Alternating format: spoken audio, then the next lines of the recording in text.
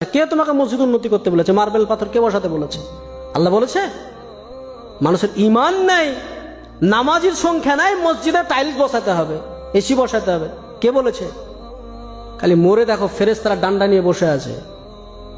গিলাদুন শিদাদুন লা ইয়াসুনাল্লাহ মা আমারাহুম। দিনকে মজাক পেয়ে গেছে। বর্তমান সময়ে সব থেকে বড় ফিতনা হচ্ছে জালসা। আর জালসাতে যারা মাদ্রাসার কমিটি পক্ষ, দাড়ি চাচা, সুদখোর, বেনামাজি, যার ইসলামের ন্যূনতম ধারণা নেই, ও বক্তা সিলেক্ট করছে যে অমক বক্তাকে নিয়ে এসো, বিশাল ভাইরাল বক্তা, ওকে নিয়ে আসলে লোক হবে আর আদায় বেশি হবে, আমাদের মাদ্রাসা ভালো চলবে। তোমাকে মাদ্রাসার ঠিকা কে নিতে বলেছে? আল্লাহ বলেছে? আজকে মাদ্রাসাগুলোকে ভিক্ষার জায়গা।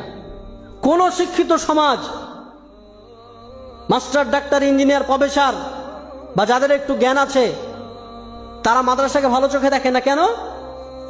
আরে এই বেটাকে যদি এখানে ভর্তি করে দুদিন পর চাইতে যাবে, বেটা তুমি ভিক্ষা চাওয়া শিখাও। মাদ্রাসাতে এই যে জালসা সিজন, এখন ছোট ছোট বাচ্চাগুলোকে 1 মাস আগে থেকে তো ক্লাস নাই,